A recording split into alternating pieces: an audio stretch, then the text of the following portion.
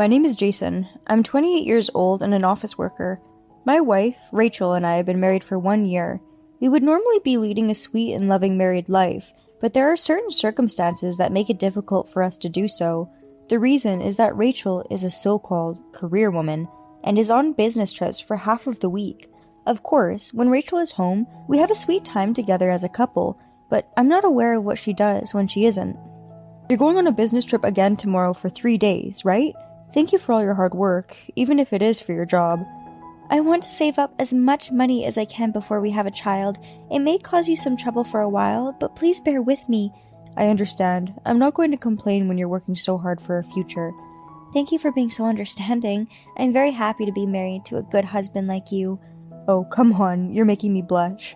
To be honest, Rachel's salary is much less than mine, and considering the amount of business trips she has to make, is not even close to adequate.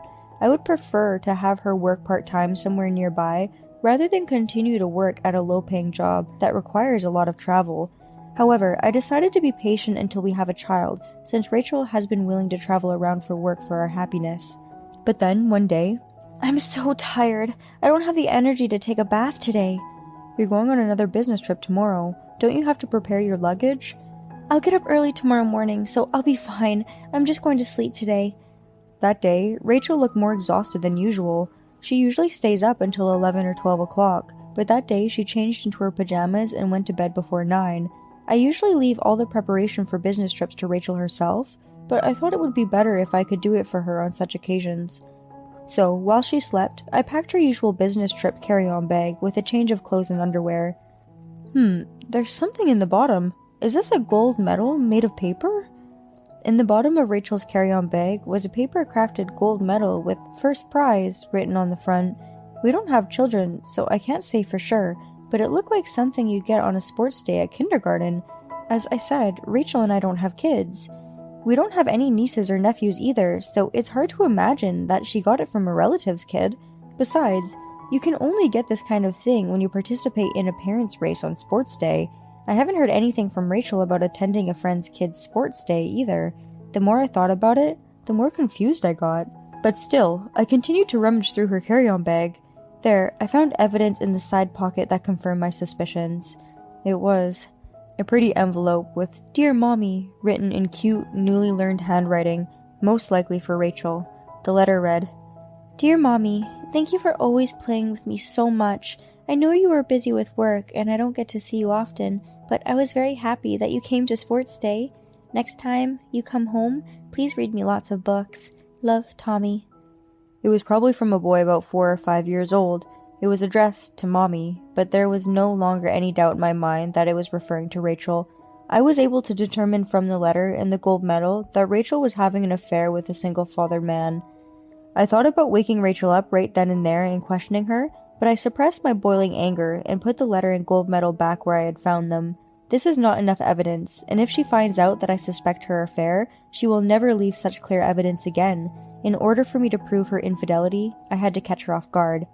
The next day, I went to the detective agency on my way home from work.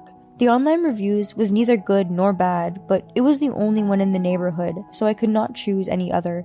When I arrived, I immediately explained to the staff what had happened so far, and decided to pay $500, which was not cheap, to have them start investigating Rachel's affair. It was 5 days later when I received the results of the investigation. When I visited them again to hear their report, the staff member in charge started to talk with a difficult look on his face, holding a number of documents in his hands. Are you and your wife really married? I didn't understand what he meant, because I'm married. Rachel must be my wife.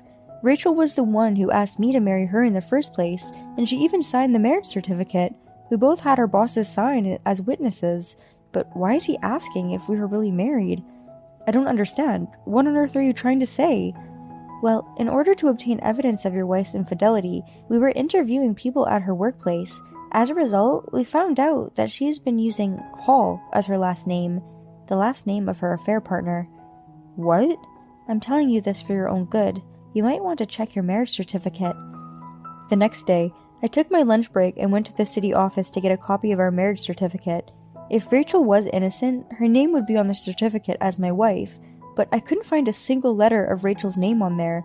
I always thought I was her husband, but to Mr. Hall, her real husband? I was the one she was cheating on. When I found out this fact, I couldn't stand still. I decided to go to Mr. Hall's house with these evidences in my hand. When I arrived at his apartment, I heard happy laughter coming from inside the room. It was the scene of a family that I had always dreamed of during my marriage to Rachel. With trembling fingers, I pressed the doorbell. It was no other than Rachel in her pajamas who answered the door, who had left this morning on her business trip. Why are you here? What's with the pajamas? Where's your suit? I thought you had work today. Why are you here when you're supposed to be out of town? You've been deceiving me this whole time, haven't you? Right? What's the matter? You in some kind of trouble? Hey, you! Don't pick on my mommy! Behind Rachel's back was the father and son in the photo I had received from the detective agency. I couldn't quite make it out in the picture, but the boy's face was an exact duplicate of Rachel's. They say that boys look more like their mothers, but I guess that's not just a superstition. Who are you? My name is Jason Walker. I am married to Rachel. What? Is this some kind of joke? Rachel is my wife. Please, don't say anything else. These people don't know anything. If they don't know, I'll tell them. I always thought I was her husband, but to Mr. Hall, her real husband, I was the one she was cheating on. Actually, I don't know who I am either. What is he talking about? You don't have to take this person seriously. I'm sorry, but please keep quiet for a minute. Mr. Walker, what were you saying? I've been living with Rachel as a married couple for the past year, but just now, I've come to realize that it was all a lie. This is the proof of all the lies Rachel told you and me. I showed Mr. Hall the memorable photos from our wedding, our trips together, and some random everyday ones too. Mr. Hall was shocked.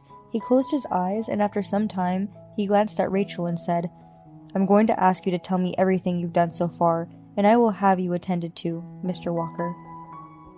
Yes, sir.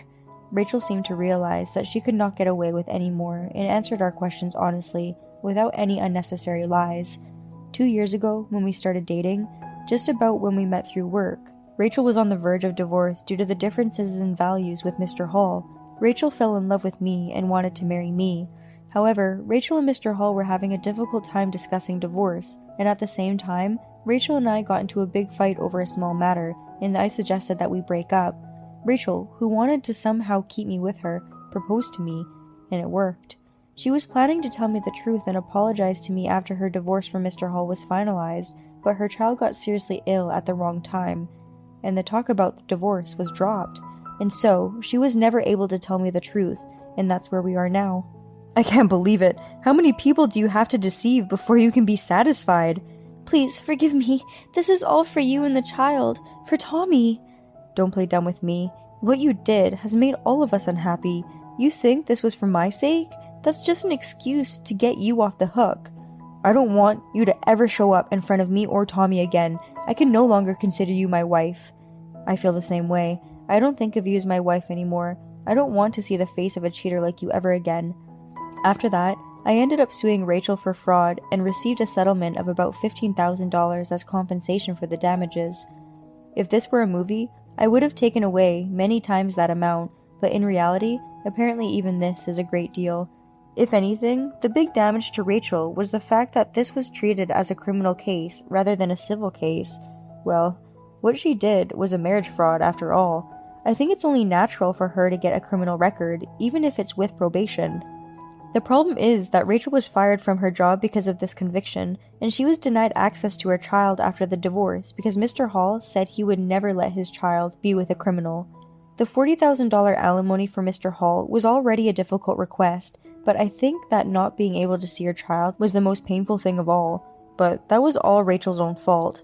There's no room for me to feel sorry for her now, not one bit. A year has passed since then. I've finally recovered from the shock of Rachel's betrayal and started to return to a reasonably peaceful and fulfilling life. I'm not planning to get married for a while, but I'm starting to think that it's time to get a new girlfriend. I'm sure that will clear away the lingering doubts in my heart. Thank you for watching. We hope you enjoyed it and we look forward to seeing you again. Please subscribe to our channel.